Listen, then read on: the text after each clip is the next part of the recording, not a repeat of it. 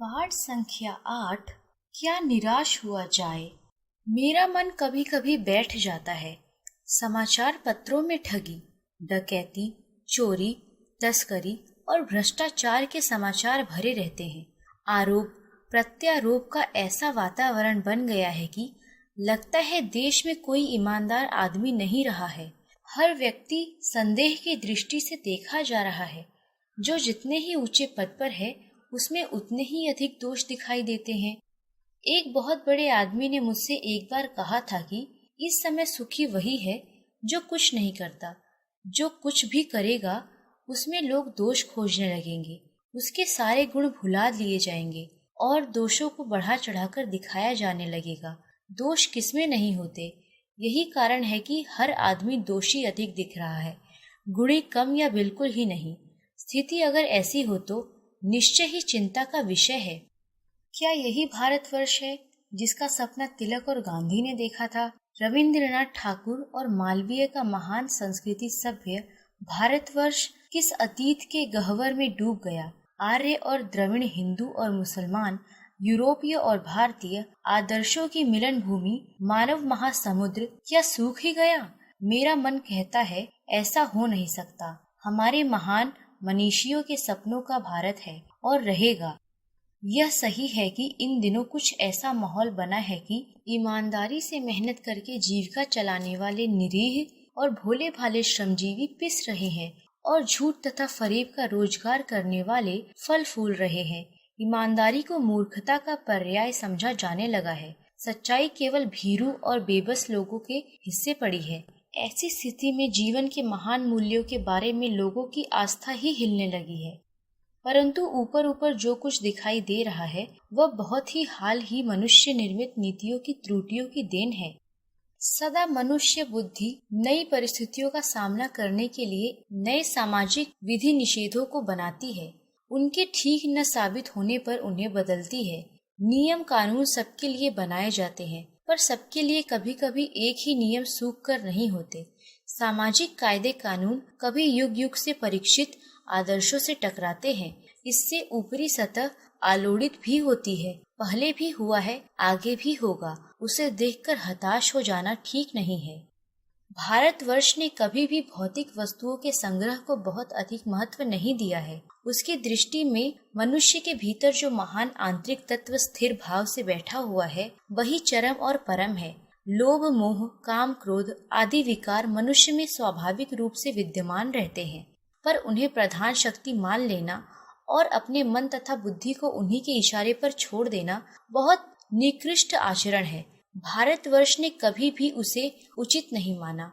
उन्हें सदा संयम के बंधन से बांधकर रखने का प्रयत्न किया है, परंतु भूख की उपेक्षा नहीं की जा सकती। बीमार के लिए दवा की उपेक्षा नहीं की जा सकती। गुमराह को ठीक रास्ते पर ले जाने के उपायों की उपेक्षा नहीं की जा सकती। हुआ यह है कि इस देश के कोटि कोटि दरिद्र जनों की हीन अवस्था को दूर करने के लिए अनेक ऐसे कायदे कानून बनाए गए हैं जो कृषि, उद्योग, वाणिज्य, शिक्षा और स्वास्थ्य की स्थिति को अधिक उन्नत और सुचारू बनाने के लक्ष्य से प्रेरित हैं।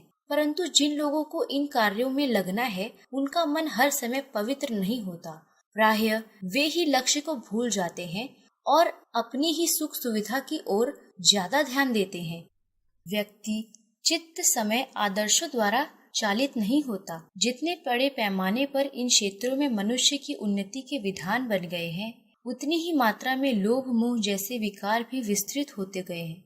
लक्ष्य की बात भूल गए, आदर्शों को मजाक का विषय बनाया गया और संयम को दकियानूसी मान लिया गया। परिणाम जो होना था वह हो रहा है। यह थोड़े से लोगों के बढ़ते हुए शोभ का नतीजा है, परंतु इससे भारतवर्ष के पुराने आदर्श और भी अधिक स्पष्ट रूप से महान और उपयोगी दिखाई देने लगते हैं।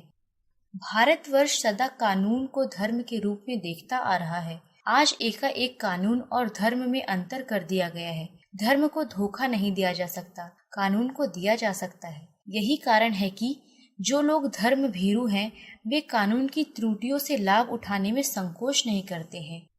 इस बात के पर्याप्त प्रमाण खोजे जा सकते हैं कि समाज में ऊपरी वर्ग में चाहे जो भी होता रहा हो, भीतर भीतर भारतवर्ष अब भी यह अनुभव कर रहा है कि धर्म कानून से बड़ी चीज है। अब भी सेवा, ईमानदारी, सच्चाई और आध्यात्मिकता के मूल्य बने हुए हैं।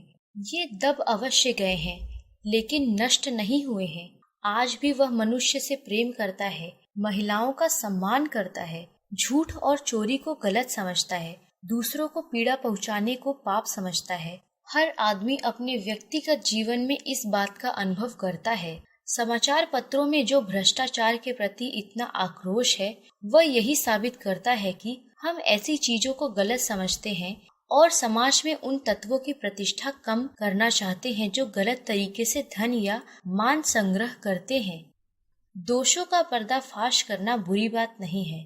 बुराई यह मालूम होती है कि किसी के आचरण के गलत पक्ष को उद्घाटित करके उसमें रस लिया जाता है और दोषोद्घाटन को एकमात्र कर्तव्य मान लिया जाता है। बुराई में रस लेना बुरी बात है। अच्छाई में उतना ही रस लेकर उसे उजागर न करना और भी बुरी बात है। सैकड़ों घटनाएं ऐसी घटती हैं जिन्हें उजागर करने से लोक चित्त में अच्छाई के प्रति अच्छी भावना जगती है।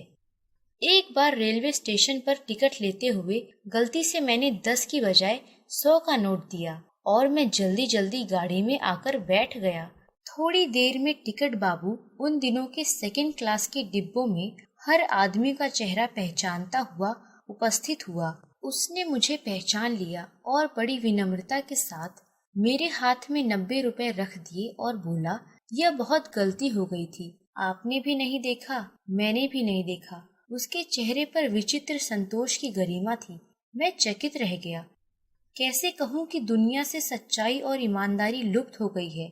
वैसे अनेक अवांछित घटनाएं भी हुई हैं, परंतु यह एक घटना ठगी और वंचना की अनेक घटनाओं से अधिक शक्तिशाली। एक बार मैं बस में यात्रा कर रहा था। मेरे साथ मेरी पत्नी और 3 बच्चे भी थे।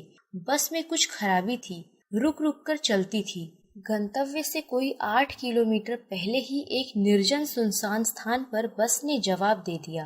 रात के कोई 10 बजे होंगे। बस में यात्री घबरा गए। कंडक्टर उतर गया और एक साइकिल लेकर चलता बना। लोगों को संदेह हो गया कि हमें धोखा दिया जा रहा है।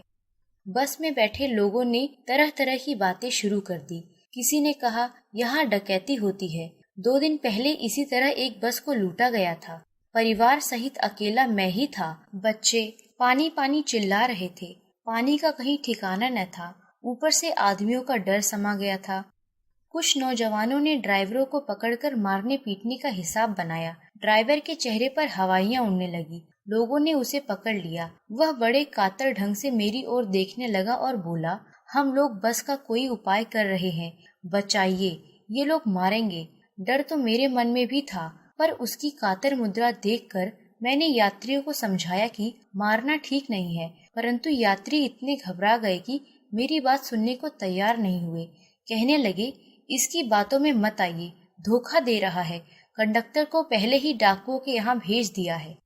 मैं भी बहुत भयभीत था, पर ड्राइवर को किसी तरह मारपीट से बचाया। 1.5-2 घंटे बीत गए। मेरे बच्चे भोजन और पानी से व्याकुल थे। मेरी और पत्नी की हालत बुरी थी। लोगों ने ड्राइवर को मारा तो नहीं, पर उसे बस से उतारकर एक जगह घेर कर रखा। कोई भी दुर्घटना होती है तो पहले ड्राइवर को समाप्त कर देना उन्हें उचित जान पड़ा। मेरे गिड़गिड़ाने का कोई असर नहीं पड़ा। इसी समय क्या देखता हूँ कि एक खाली बस चली आ रही है और उसमें हमारा बस कंडक्टर भी बैठा हुआ है। उसने आते ही कहा, अड्डे से नई बस लाया हूँ, इस बस में बैठिए। वह बस चलाने लायक नहीं है। फिर मेरे पास एक लोटे में पानी और थोड़ा दूध लेकर आया और बोला, पंडित जी, बच्चों का रोना मुझसे देखा नहीं गया। वही दूध मिल गया, थोड़ा लेता आया। यात्रियों में फिर जान आई। सबने उसे धन्यवाद दिया। ड्राइवर से माफी मांगी और 12 बजे से पहले ही सब लोग बस अड्डे पहुंच गए। कैसे कहूँ कि मनुष्यता एकदम समाप्त हो गई। कैसे कहूँ कि लोगों में दया माया रह ही नहीं गई। जीवन में जाने कितनी ऐसी घटनाएं हुई जिन्हें मैं भूल नहीं सका। ठगा भी गया हूँ, धोखा भी खाया है, परंतु बहुत कम स्थलों पर विश्वासघात नाम की चीज मिलती है। केवल उन्हीं बातों का हिसाब रखो जिनमें धोखा खाया है तो जीवन कष्टकर हो जाएगा। परंतु ऐसी घटनाएं भी बहुत कम नहीं हैं जब लोगों ने अकारण सहायता की है, निराश मन को ढाढ़स दिया है और हिम्मत बंधाई है। कविवर रविंद्रनाथ ठाकुर ने अपने प्रार्थना गीत में भगवान से प्रार्थना की थी कि संसार में केवल नुकसान ही उठाना पड़े, धोखा ही खाना पड़े तो ऐसे अवसरों पर भी हे प्रभु मुझे शक्ति दो कि मैं तुम्हारे ऊपर संदेह न करूं। मनुष्य की बनाई विधियां गलत नतीजे तक पहुंच रही हैं, तो इन्हें बदलना होगा। वस्तुतः आए दिन इन्हें बदला ही जा रहा है, लेकिन अब भी आशा की ज्योति बुझी नहीं है। महान भारतवर्ष को पाने की संभावना बनी हुई है, बनी रहेगी। मेरे मन, निराश होने की जरूरत नहीं है।